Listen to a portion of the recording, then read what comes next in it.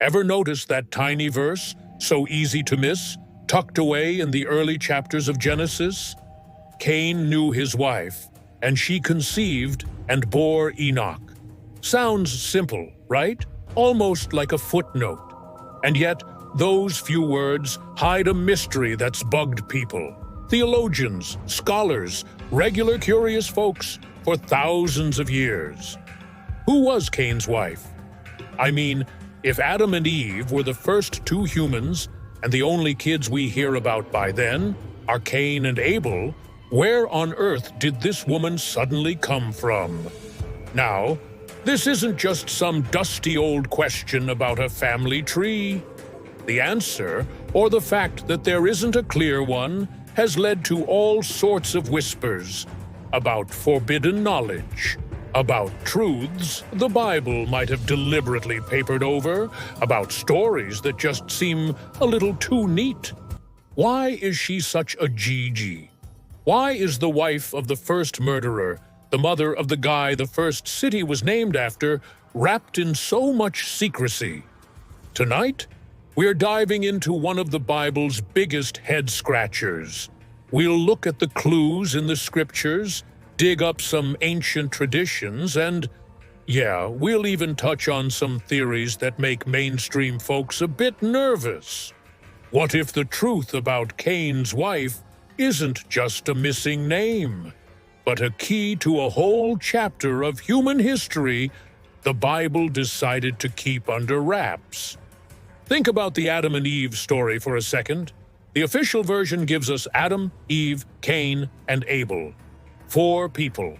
Then, bam, brother kills brother. And suddenly, Cain has a wife. In a world that supposedly only had 3 people left, where did she pop up from? Was she a sister, conveniently left unnamed in the story? Or is her very existence a little crack in the foundation of the Genesis story, hinting that things were way more complicated and maybe, just maybe, a bit more forbidden than we've been told? All right, so what's the usual answer you hear? The most common, and maybe the simplest explanation, is that Cain married one of his sisters. Now, hold on. Genesis 5:4, even though it shows up a bit later in the story, does say that Adam had other sons and daughters. So, the thinking goes, Adam and Eve had a bunch of kids, and Cain just married one of his sisters who didn't get a name drop. Back then, if you wanted to populate the earth from just one couple, that was pretty much the only way to do it. Yeah, I know what you're thinking. Marrying your sister. That's a hard nope for us today, right? It sets off all the incest alarms, and for very good reasons, mostly because of the genetic problems it can cause. But those who go with this theory say that way, way back, at the dawn of humanity, the gene pool was spotless. Adam and Eve, made directly by God, wouldn't have had the dodgy recessive genes that make those kinds of marriages so risky now. The official rules against incest, like the ones in the book of Leviticus, came much, much later, when there were more people around and more genetic variety.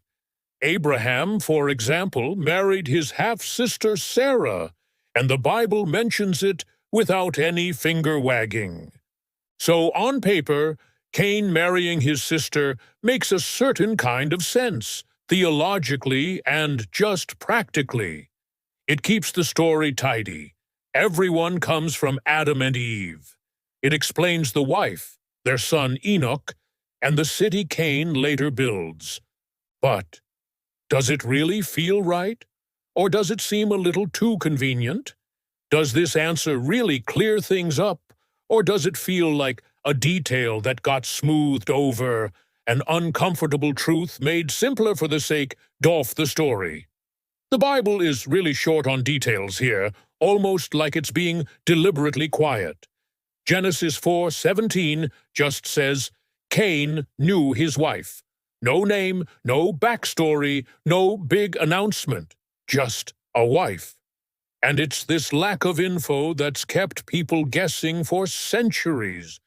If she was just a sister, why not say so? Why be so vague? Is that silence a clue itself? And then there's Cain himself. After he kills Abel, he says he's terrified. I shall be a fugitive and a wanderer on the earth, and whoever finds me will kill me. Genesis 4:14. Who's he so scared of? If it was just Adam and Eve left, plus himself and maybe some baby siblings who couldn't even walk yet, who are these whoever that might want revenge? This has made some people wonder if there were more folks around than just Adam's immediate family. His fear points to a bigger world, or at least the possibility of one, beyond his parents. And this is where that forbidden truth idea starts to sneak in. Was the world more crowded, more complex, than the focused story of Adam's direct family lets on? The sister-wife theory, while it works in a certain way, feels to a lot of people like an answer that just brings up even more questions. It's an answer that keeps the story neat, sure, but maybe it sacrifices a deeper, messier reality that the Bible writers, for whatever reasons, chose not to spell out. This silence, this missing piece, is what opens the door to other, more forbidden ideas. Okay, so the Bible we all know is pretty quiet about who Cain's wife was. But guess what? Other ancient writings aren't shy at all. Beyond the usual 66 books, there's a whole library of extra stuff, texts that ancient Jewish and early Christian folks read and respected, even if they didn't make the final cut into the official Bible. One of these is the Book of Jubilees. The Book of Jubilees, sometimes called the Lesser Genesis, is an old Jewish religious text, probably written sometime between 135 and 105 BCE. It basically retells a lot of the stories from Genesis and Exodus, but it often throws in extra details, names, and timelines. And when it comes to Cain's wife, Jubilees is super specific. According to Jubilees chapter 4, verse 9, "And Cain took Awan his sister to be his wife, and she bore him Enoch at the close of the 4th Jubilee." Boom. There it is, a name, Awan.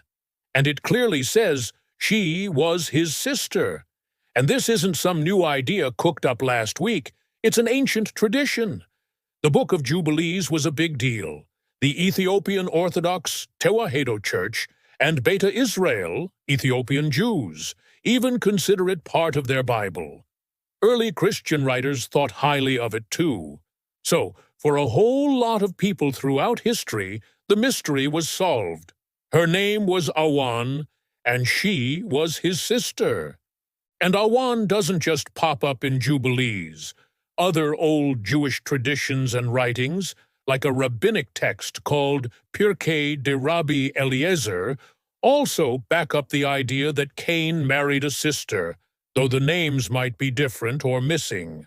Some traditions even give names to Abel's twin sister. For instance, some say Abel's twin was Azura, who, according to Jubilees, later married Seth after Abel was murdered. This suggests it was common in these old stories to pair up siblings or close relatives. So, these other texts, like Jubilees, give us a name and details, which is a big contrast to Genesis, where she's just his wife. If her name was known in some circles, why leave it out of the main story? Was it just an editing choice? Like her name wasn't crucial to the main religious message of Genesis?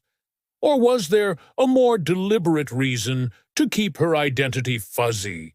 To leave her as this nameless, almost generic person? Giving her the name Awan suddenly makes that vague figure in Genesis feel more real. It backs up the sister-wife idea, but does it through texts that many today would say are outside the mainstream. And this is where that forbidden or hidden truth idea really starts to click. Maybe not forbidden like some dark secret, but hidden because of how the Bible was put together. A complicated process where some books and details got the thumbs up, and others, like the nitty-gritty and Jubilees, got left in the maybe pile for a lot of the Western world. So, if ancient traditions did name her as his sister, why is Genesis so quiet about it? Was it because marrying your sister, even if it was necessary back then, was a touchy subject for later folks writing Genesis, so they preferred to just skim over it instead of giving names and details? Or maybe the Awan story was part of a bigger collection of stories that just didn't make it into the final version of the Bible most people read. The fact that Awan shows up in books like Jubilees suggests the truth about Cain's wife wasn't totally secret, just not shouted from the rooftops. Okay, so the idea of Cain marrying his sister, Awan or not, still keeps everything in the Adam and Eve family tree, right? Everyone traces back to them. But what if that family tree isn't the whole picture? This is where things get a lot more speculative and, for some people, pretty controversial. Let's talk about something called a pre-Adamic race. The pre-Adamic theory basically says there were other groups of humans, or human-like beings, already on Earth before Adam and Eve, or maybe living at the same time but outside the Garden of Eden. If that's true, then when Cain was kicked out to the land of Nod, he could have easily found a wife from one of these pre-existing groups. That would also explain why he was so scared of people finding him and killing him. These whoever could have been from these other tribes, and it would make more sense of how he suddenly built a city, right? You generally need more than 2 people and a baby to build a city. And this isn't some newfangled idea. It was seriously discussed way back in the 17th century by a guy named Isaac Le Peyraire. He argued there were 2 creations. First, the regular folks, Gentiles, and then Adam, who was the father of the Hebrews. He was partly trying to make sense of the Bible accounts, with the new knowledge coming in about all these different people around the world who didn't seem to fit into the Adam and Eve story. But you can find bits and pieces of similar ideas even earlier in some Gnostic or mystical writings, and even some medieval Muslim traditions talked about beings like the jinn existing before Adam. So why would this be seen as forbidden or hushed up? Well, mainly because it messes with the traditional idea that Eve was the mother of all living, like it says in Genesis 3:20. If there were other people, what does that mean for the story of the fall and original sin? If Adam wasn't truly the first human everyone inherited this stuff from? For a lot of mainstream thinkers, this pre-Adamic theory just opens up a whole new can of worms, creating more problems than it supposedly solves. So, it's mostly stayed on the fringes of Orthodox teaching. Then there's Lilith. You might have heard of her. In some Jewish folklore, especially in medieval texts like the alphabet of Ben Sira, Lilith is often shown as Adam's first wife, made from the earth just like him. The story goes that she didn't want to be bossed around by Adam, so she left him, and sometimes she's painted as a demoness. Now, the Bible doesn't mention Lilith at all, but her story has stuck around in folklore and Kabbalistic writings. Some newer, often more occult or speculative, theories have tried to link Cain's wife to Lilith or her kids, suggesting Cain married an outsider, someone not from Eve's line, but maybe from this other first woman. But, and this is a big but, traditional Jewish stories about Lilith and Adam don't say she was Cain's wife. That connection is a much later idea, a bit of a leap. So, these ideas, pre-Adamic people, descendants of Lilith, they're forbidden, in the sense that they really stray from the usual accepted story and lean on texts outside the Bible, or even ones that go against it. They hint that the biblical story isn't a complete history of every human being, but a focused account of a particular family line and a special agreement with God. The truth about Cain's wife here isn't just her name, but where she came from, and that could change how we see those first chapters of human existence as we usually understand them. If these other people or figures really were around and they were deliberately left out of the main Bible story, that would definitely count as hiding something pretty big. So, if Cain's wife was just his sister, Awan, or someone else, why be so mysterious about it in Genesis? If other old traditions, like the Book of Jubilees, just came right out and named her, why did the official Bible choose to stay quiet? And if, just for kicks, there were other groups of people around, why would their existence be downplayed or totally skipped over when it came to Cain's story? Figuring out why they'd be so quiet about her is a big part of understanding this whole forbidden truth idea. One big reason the Bible tells the story the way it does is because of its main theological message. The early bits of Genesis aren't trying to be a modern history book, listing every single person and what they had for breakfast. They're foundational stories explaining where humans came from, our connection with God, how sin got into the picture, and God's special plan with a certain lineage. The story focuses hard on Adam and Eve and their direct descendants, especially the line leading to Abraham and eventually to Israel. From that point of view, the names and detailed life stories of every single early human, including many of Adam's other kids or even Cain's wife, might have just been seen as extra fluff, distracting from the main point. The story is selective, shining a spotlight on what the authors, believed to be guided by God, thought was super important for their message.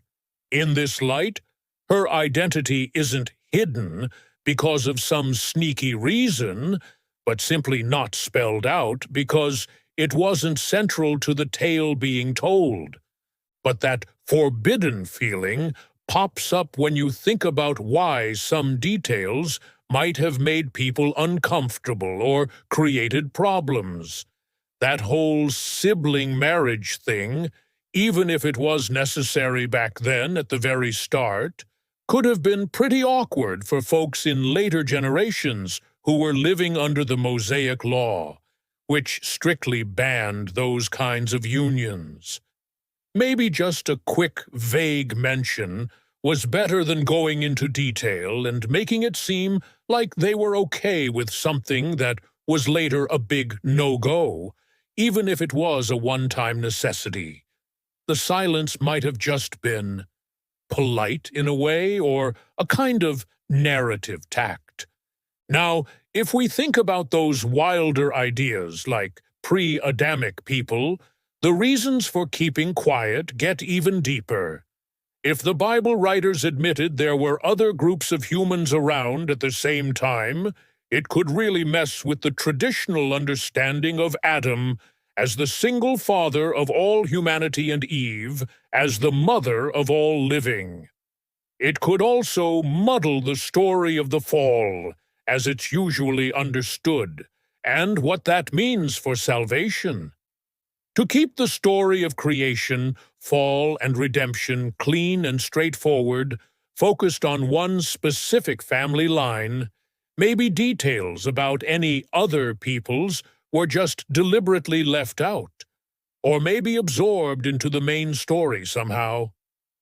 The forbidden truth, then, would be that there was a whole human story happening outside of Adam's direct family, a story that got pushed to the side or even erased to keep a particular theological view strong and clear.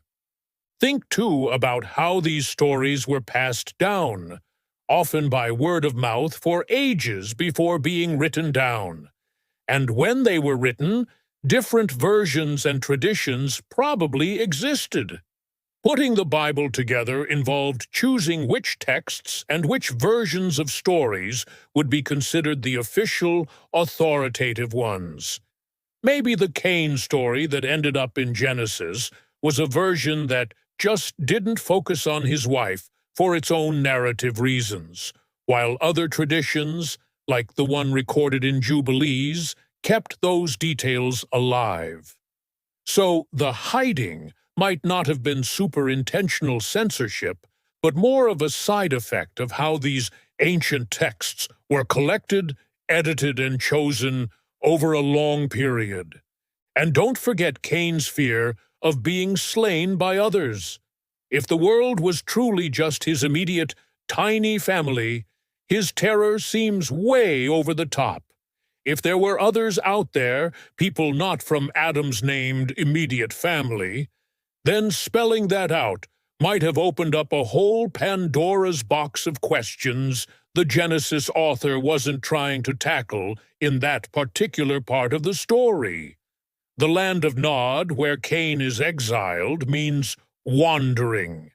It's described as a place away from God's presence. Perhaps whatever or whoever was in Nod was deliberately left in the shadows, part of the outer darkness compared to the focused light on Adam's line. So, in the end, whether they kept quiet about Cain's wife to keep the story short and to the point, narrative economy they call it, or because of tricky theological points, or because early marriage customs were awkward to talk about later on, or to avoid talking about other possible human origins, or maybe a mix of all these, the result is the same. It's a mystery. And it's a mystery that makes us want to dig deeper, to look past the easy answers and wonder what else might be hidden, on purpose or not, in these ancient, powerful texts. Wow, we've covered a lot of ground, from Bible verses to ancient books and some pretty wild theories. So, what's your take? Was Cain's wife his sister, someone from a forgotten race, or something totally different? I'd love to hear what you think in the comments. And hey, if you like digging into these kinds of hidden Bible stories, definitely hit that subscribe button and the little bell so you don't miss out. We've got plenty more mysteries coming up.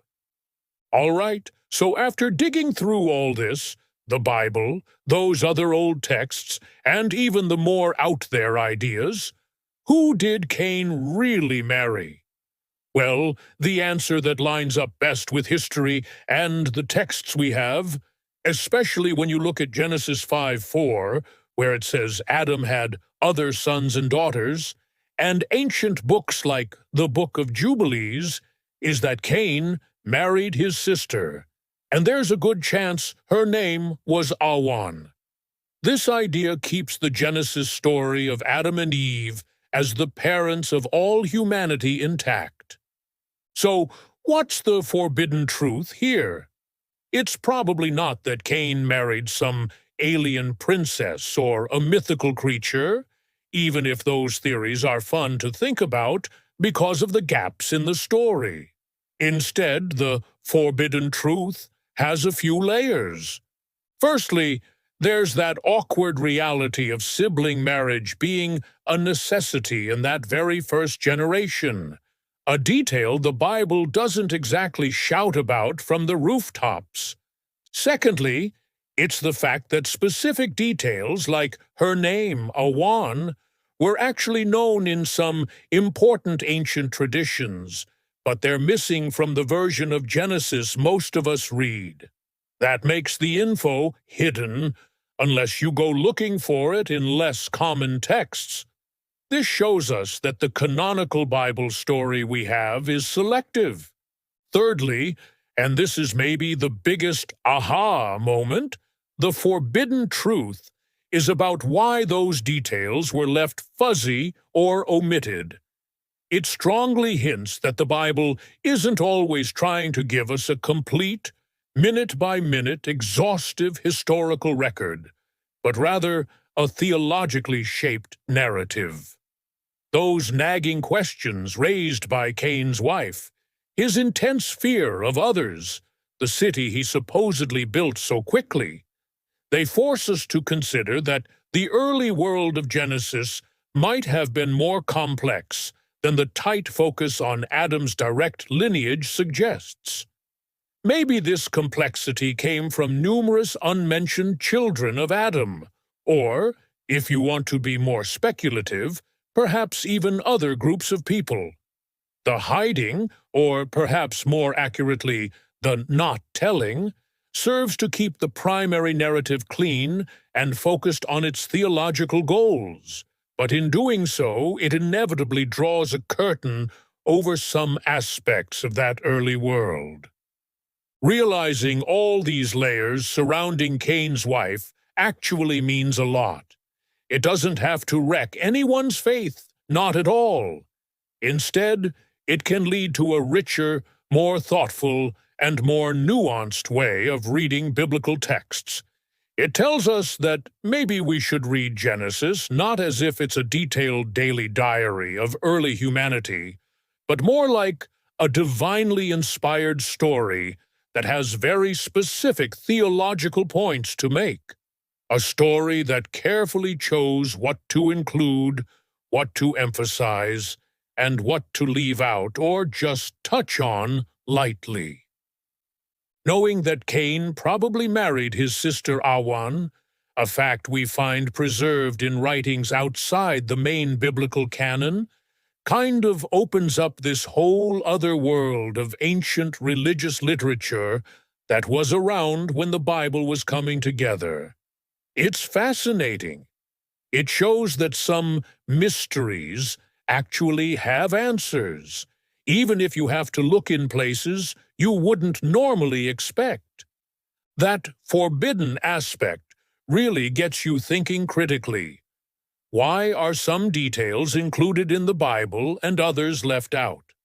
It pushes us to consider the human element in how these sacred texts were passed down, translated and decided upon, the process of canonization, right alongside the concept of divine inspiration. It also validates the questions people have had for centuries, those questions that pop up when you read the scripture carefully and with an inquisitive mind. The silence around Cain's wife isn't some mistake or flaw in the text that we should just ignore or dismiss. It's more like an open door, an invitation to explore all the fascinating complex depths of these biblical narratives and the ancient world they sprang from. It's a good reminder that even the stories we think we know inside and out can hold hidden layers, just waiting for us to uncover them. So, who Cain's wife was? It seems like such a tiny, almost insignificant detail, doesn't it? But it actually opens up these huge, profound questions about how we interpret the Bible, about ancient history, and about the very nature of how sacred stories are told. Even though the evidence points pretty strongly towards her being his sister, possibly named Awan, the fact that Genesis is so deliberately ambiguous about it has allowed the mystery to live on, fueling all sorts of speculation about forbidden truths for literally centuries. What this centuries-long quest for her identity really reveals is something deep about us humans, our innate desire to fill in the gaps, to understand the unspoken, and perhaps to find reflections of a human story that's far more complex and messy than the neatly packaged one often presented. The Bible's silence around Cain's wife speaks volumes, not necessarily of some grand conspiracy, but of specific narrative choices, cultural sensitivities of the time, and the theological priorities that shaped the Bible we read today.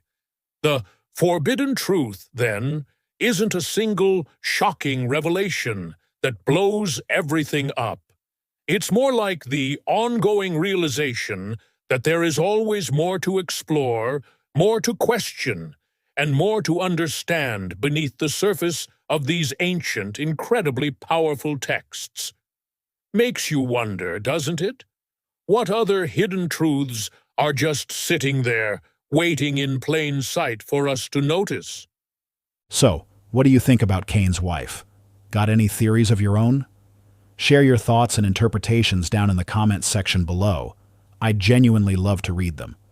And if this journey into biblical mysteries has captivated you, please give this video a thumbs up, subscribe for more deep dives into these kinds of topics, and make sure you click that bell icon so you don't miss our next investigation. Your support is what helps us continue to explore these fascinating and often overlooked questions. Thanks so much for watching.